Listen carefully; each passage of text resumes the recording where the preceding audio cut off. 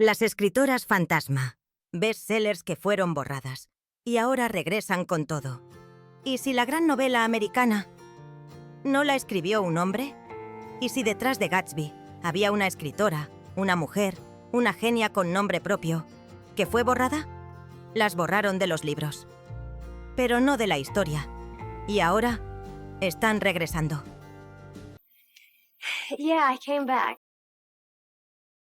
Zelda Fitzgerald, la genia silenciada detrás de Gatsby. Todo el mundo conoce a Scott Fitzgerald. Pocos recuerdan a Zelda, y casi nadie sabe que sin ella, Gatsby jamás habría existido. Zelda no solo fue su esposa, fue la fuente, la chispa, la coautora no reconocida de buena parte de su obra. En sus diarios, cartas y conversaciones están frases enteras que él usó literalmente en sus novelas. Palabras que salieron de su cabeza y acabaron firmadas con el nombre de él. Cuando Zelda publicó su propia novela, Save Me the Waltz, Scott la humilló en público. Dijo que era inmadura, que estaba robando material privado, el mismo que él había usado antes, y la editorial la saboteó. ¿Y sabes qué hizo ella?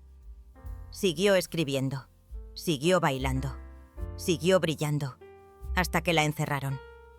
Zelda acabó en una institución psiquiátrica, diagnosticada como histérica, tratada como una carga, borrada como autora.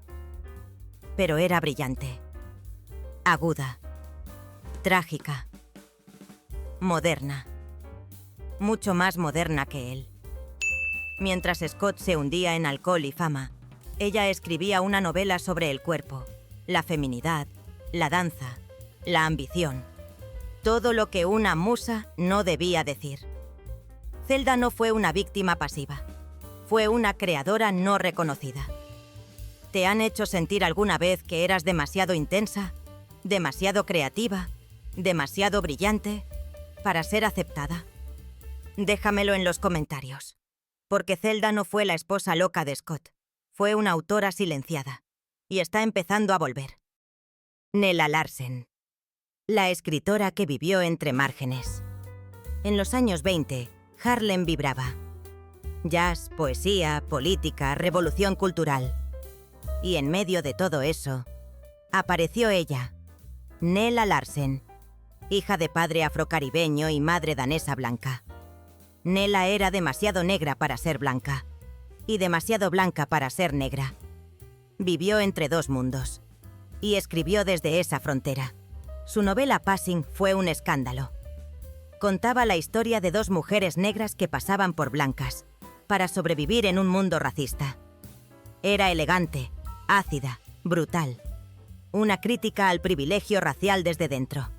Y escrita por una mujer que conocía bien esa doble vida. Pero cuando Nella empezaba a brillar, la acusaron de plagio. Sin pruebas, sin defensa, sin posibilidad de réplica. Y desapareció. Dejó de publicar. Dejó la vida literaria. Se borró del mapa durante más de 30 años. Murió sola, en un piso de Nueva York. Olvidada, silenciada, fantasma en vida.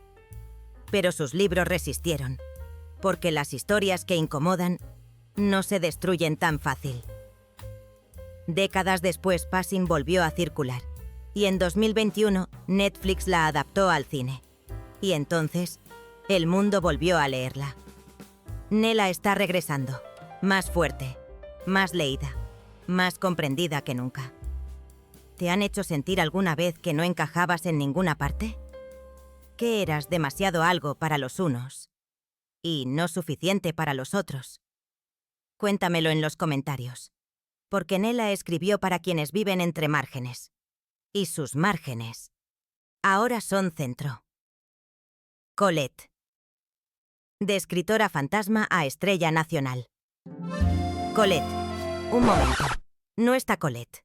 Está Colette. Empiezo a pensar que Disney Pixar se inspiró un poquito demasiado para crear al mejor personaje de Ratatouille.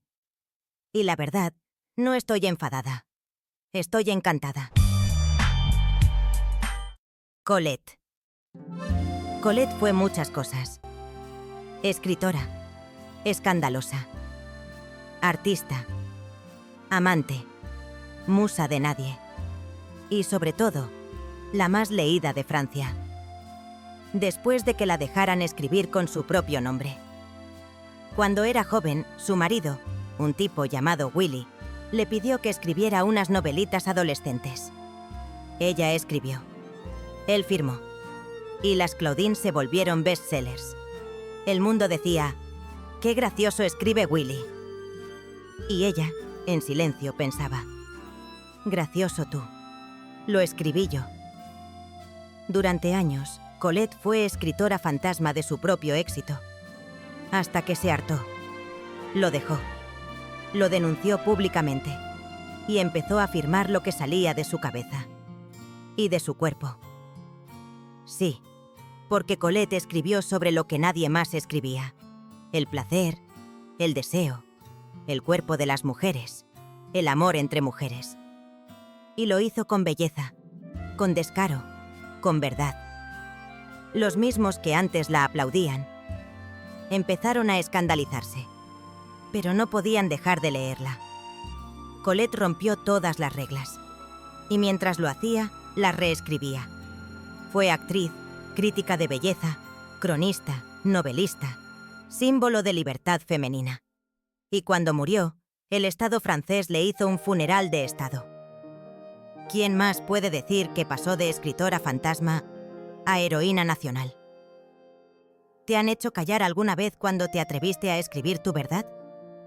¿Te dijeron que lo tuyo era demasiado escandaloso, demasiado íntimo, demasiado libre? Cuéntamelo en los comentarios, porque Colette te diría, si lo escribiste tú, que lo firmen tus ovarios. Carmen de Burgos, la incendiaria que el canon borró. Carmen de Burgos fue muchas cosas, y todas a la vez.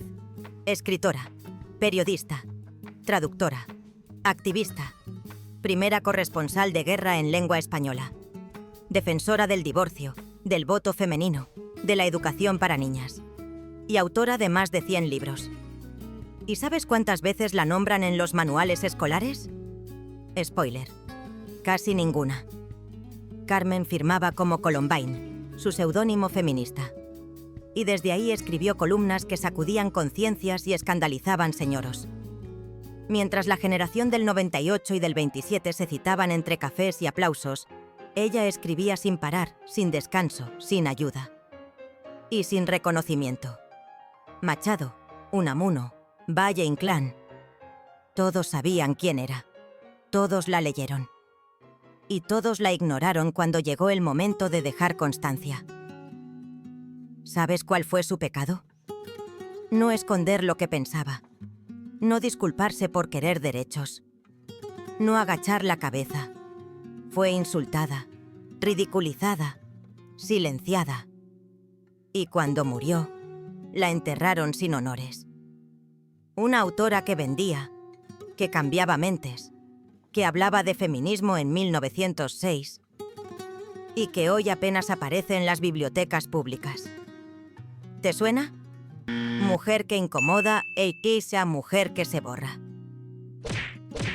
Pero ahora Carmen está volviendo. Sus libros se reeditan. Sus columnas se leen en voz alta. Y su nombre empieza a resonar entre quienes ya no se tragan el canon sin revisarlo. ¿Tú la conocías?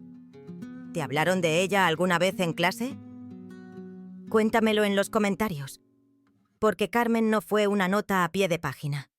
Fue la escritora que encendió una mecha. Y esa mecha sigue ardiendo. Escribieron con pluma, con rabia, con cuerpo. Les robaron nombres. Las llamaron musas. Las enterraron bajo silencio. Pero las voces no se apagan. Las voces se transmiten. ¿Y tú? ¿Cuántas historias como esta aún no conoces? Porque alguien decidió que no importaban.